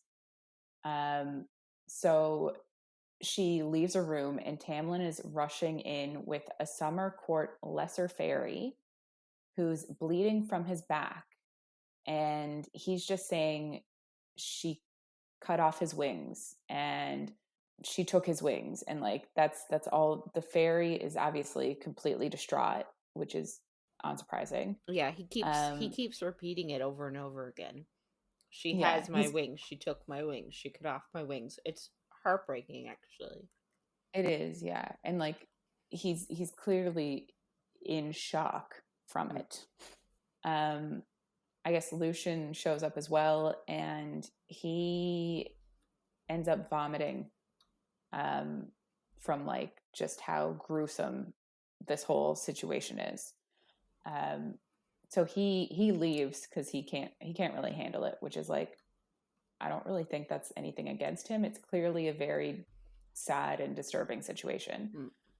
Mm. Um, Tamlin tries to help, but he says that the blood won't clot, and like Feyre understands that that means the fairy isn't going to live. She goes over and holds his hands, and like all he's saying this whole time is that she took his wings, and Feyre tells him that he's going to get them back. It just like I really like this, how this part is written, because it really highlights how essential wings are to this fairy. Like they Mm-hmm. were born with these wings, they are a part of them, and they're probably like the most important body part that they have is their wings, right? It's Mm-hmm. their freedom, it's their ability to fly, like it's part of their identity. So like it is, I guess it's putting a pin in it, and it's sort of demonstrating to us how important wings are to winged fairies. Yes. Yeah. And there's a reason, I feel like there's a reason why, like, and we'll This talk, scene happened. yes, we'll talk about it during probably I think week 4 or 5, But Yeah. yeah, I love Yeah. it. I love it. Yes. So yeah, this scene really, like, Feyre's very emotionally connected to this fairy, even though it is just a fairy. So you can tell that obviously in her heart, her ideas are changing about fairies in general. Mm-hmm. Um, she really is distraught for this fairy, and she feels very bad for him. And she doesn't know for sure that whatever happens after death, obviously, if he'll get his wings back, but she knows like that is what he needs to hear right now. Mm-hmm. Um, Tamlin uh, recites a prayer to the fairy-ish, and it's clearly like a death prayer of sorts, like a blessing, I would say. Mm-hmm. Feyre keeps holding the fairy's hands for a long time. After he Um, dies. yeah, she says she doesn't know how long it takes for a soul to leave the body, so she doesn't want to stop holding his hands until like he's Yeah. no longer there. But I think she says it like she stays there until like the blood has like stopped dripping and is like congealed and cold. So like Yeah, she's there for a really long time, and she's also covered in blood. yeah. Um, yeah, so Tamlin actually comes up to her and she's like, she didn't realize how cold she was from just standing there. Um, he like goes to take her upstairs and she doesn't want to go. She wants to help him bury the fairy, but Tamlin's like, no, I'll deal with it. Like, you basically did enough, but not in a bad way. Yeah. I think Um, he wants responsibility and wants to like take it, like take the responsibility for himself. yeah. Um, Tamlin on their walk up asks why she did that, since like why she held his hand, why she stayed with him, since she hates fairies. We kind of already said it a bit, but she says that she did it because she wouldn't want to die alone, and she'd want somebody to hold her hand while she was dying, and then a little bit afterwards until like her soul is gone, basically. Um, she she really truthfully apologizes for killing Andros now, and like I do think that she does feel a lot more guilt about it, Yeah. which, like you said earlier, is kind of two minds. Like it's hard when he looked like a wolf, so it's not like she was like completely malicious in killing him, but she is obviously, she's very sorry about it, and she does express that to Tamlin. Um, then she goes to bed. The next morning, Tamlin organizes a ride for the three of them, which is kind of funny if you know where the whole story is going and what his real goal are here. Like, it's just like, I don't know, it's three people going on a little trip. Interesting. But Um, I guess she's been well, not prioritizing, but she's been preferring Lucien's company to his. So by hmm, inviting Lucien along, sort of assuring that she will also come. yeah, that's true. She has no like, oh, I don't want to go with you for a ride. I want to go with Lucian. And then he's like, well, we're all going. Mm-hmm. So end of any argument there. Um, they end up in a glen, and it's the most beautiful place that Feyre has ever been. Um, she ends up calling Tamlin a high lord at one point, which you'd think that she'd try to keep that information to herself. Like, I don't know. Well, I just, only because I think Tamlin reacts in a way. Oh, the suriel didn't tell you anything, right? yeah, yeah.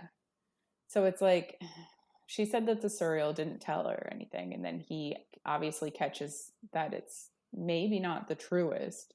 Hmm. But I don't know. I feel like if you're in a place where you're so outpowered, you just want to keep as much information as you possibly could. But anyway, maybe that's just how I'd be. Mm-hmm. Um, she does also like make a joke to him about him being a high lord, and it's like a cute moment that they have, and it finally seems like she's allowing herself to be happy. She actually laughs, and I think Lucien makes a comment about how he didn't realize she could make a joke.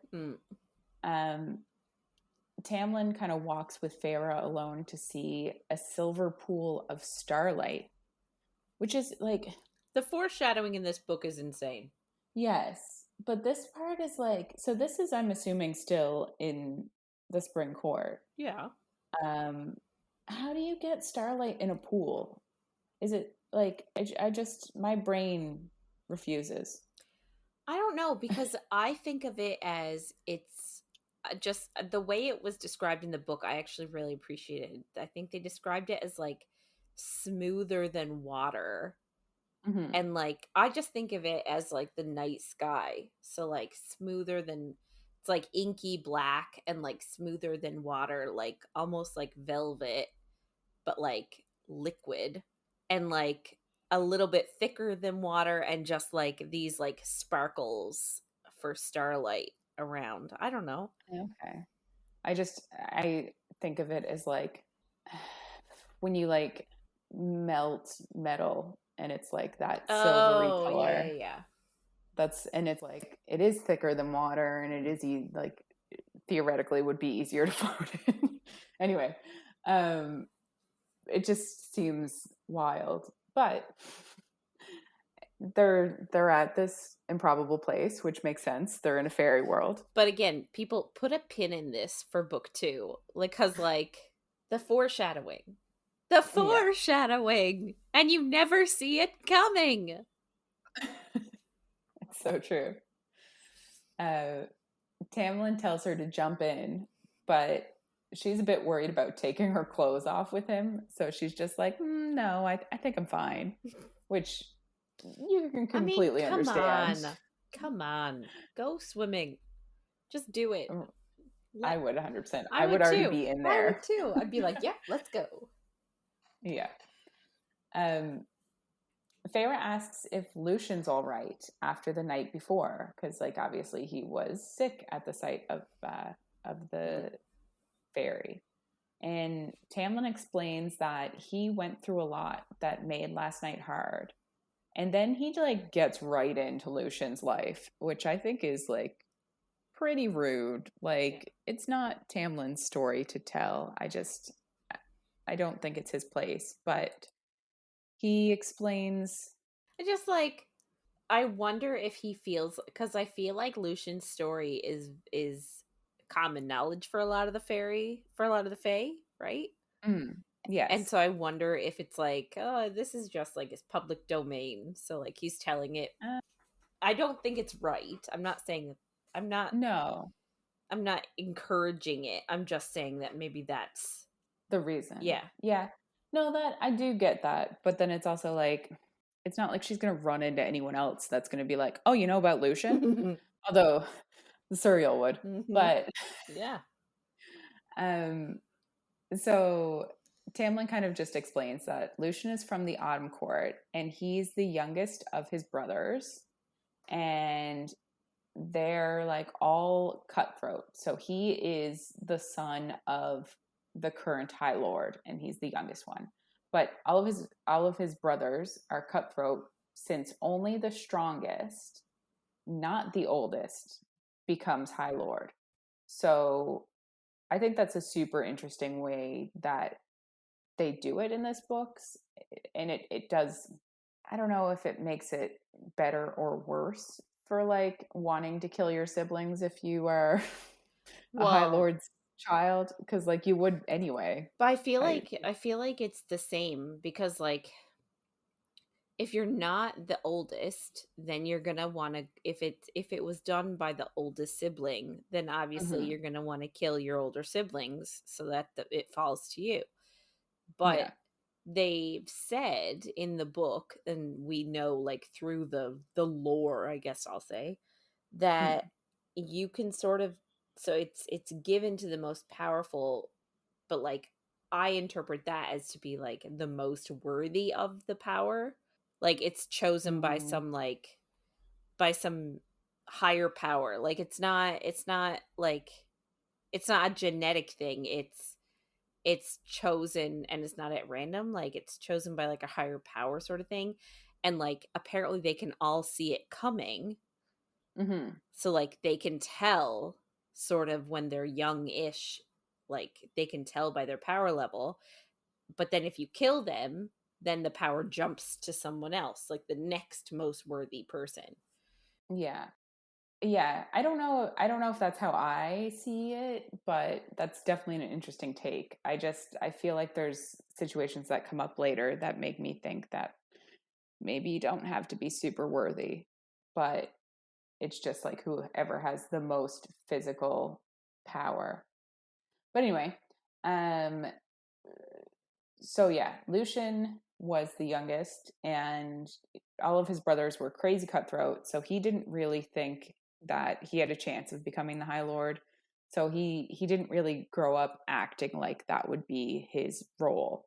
He doesn't seem like it's something that he wants. Um, Tamlin says that Lucian fell in love with an unsuitable fairy, and his father had her killed in front of him, while I think two of his brothers basically like held him down to make him watch, which is the saddest. Horrific. Yes, very much so. Um, so after that, unsurprisingly, Lucian left the Autumn Court, and three of his brothers followed him to kill him. And only one of them survived. And Tamlin tells her that Lucian killed one and Tamlin killed the other. Tamlin had met Lucian and they were friends. So Tamlin made Lucian his emissary. Um, so it's a very heavy scene, and obviously it's information we like need to know. Yeah. But it's an interesting spot to put it, and I think that this happens a lot in some of Sarah J Maas's books, is where like they're like, ooh, they're gonna have a sexy swim, and then it's like sad, depressing story. Yeah. But anyway, I guess they kind of like she kind of tries to lighten up the mood again after, and she asks what would happen if she drank the starlight water.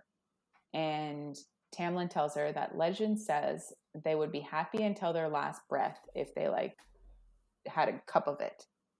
And she makes her second joke of the day that there isn't enough water in the pool to make her happy, which is, It's unfortunate, but at the same time, I would take a sip of that water. yeah, I would 1,000,000%. I would drink the whole I would pond. start drinking it. Yes. She kind of realizes at this point that she doesn't really know why she wouldn't get in the water. And she's like, I should start living more. And I think like she really is opening up to being happier and doing things just for the sake of doing them, instead of like, obviously her whole life until now has been doing things to help other people and to stay alive. And it's very survival mode. And now she can finally like relax a bit and try to worry about making herself happy. So she decides that she is going to swim, and she doesn't want to like not do it because she's a bit scared or intimidated by Tamlin. So obviously they take their clothes off to their under things. Yeah, but I feel they don't get naked. I feel like her under things are also like still very covered. Yes, I think it's like Victorian style. Yeah. Like a she's got like a full-on chemise. Yes, 100%. And that's why I'm like, I think he's got like long johns and like breeches and a wife beater on. I think of one of those like baggy peasant tops for him. Yeah, with like the floofy sleeves. This is where the Pride and Prejudice comes back in. It always comes back to Pride and Prejudice. Yes, it always does. So he looks her up and down slowly when her clothes is off. But again, she's still covered in like a full chemise. So like, yes. I don't understand what he's looking at. What's he looking at? Her in a baggy white like nightgown. That's what I'm picturing. Yeah, like he can see her ankles is what I'm imagining. So he's like, ooh, ankles.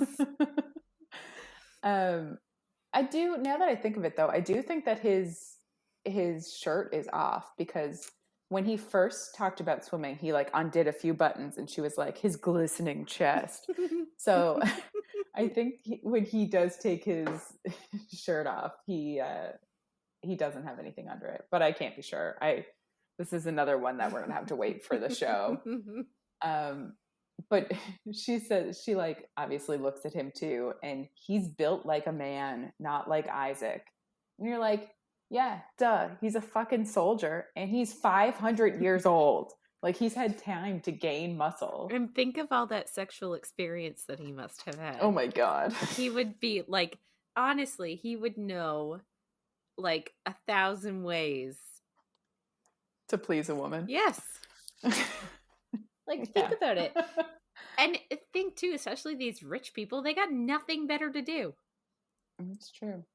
Than practice. It's true.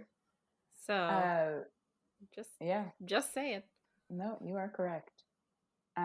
So they get in the water after they look at each other, and I envision that it's water that you can't really see through. So like, anyway, that's how I just see all this. So they're in the water and they're just chatting, and she kind of explains that she taught herself to swim when she was 12, which I think is insane. How do you just teach yourself to swim? You jump in and you see what happens. Right? He then asks her how her father lost his fortune. And she's a bit surprised because like she never did tell him that they had once been rich. But he was like, you speak like somebody who was well born. Yeah, well born and educated in some way. Yeah. So she I guess explains it. She says that her father was once called the Prince of Merchants, and it's like that's like a generational title that every man in his family basically had.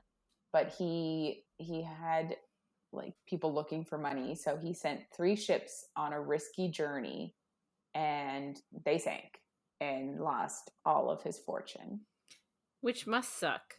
If you have a generational title called the Prince of Merchants, that means you literally lost your grandfather's money, your father's money, your great grandfather's money, like all the money that they worked for, you just lost on those 3 boats.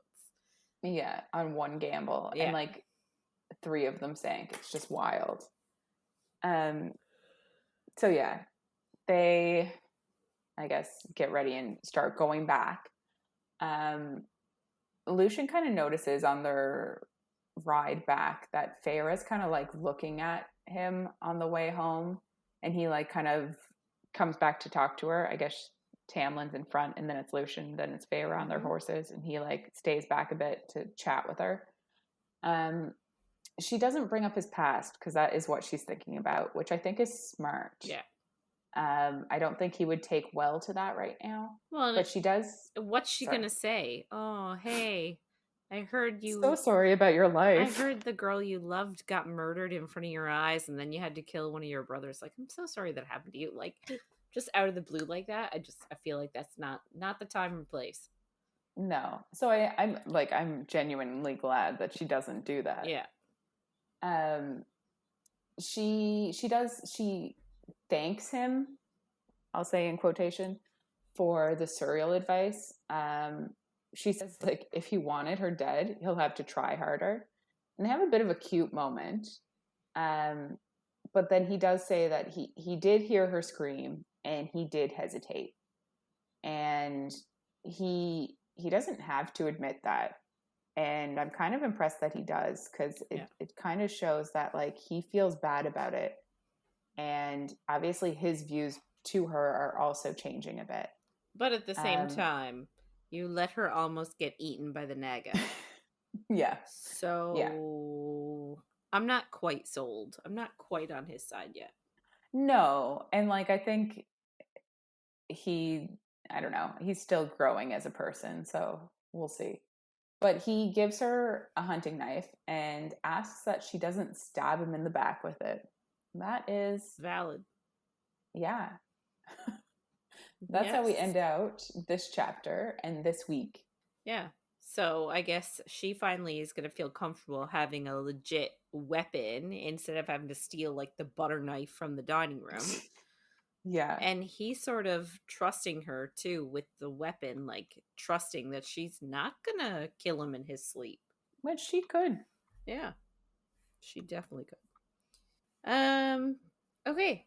So, on that note, that wraps it up for this week.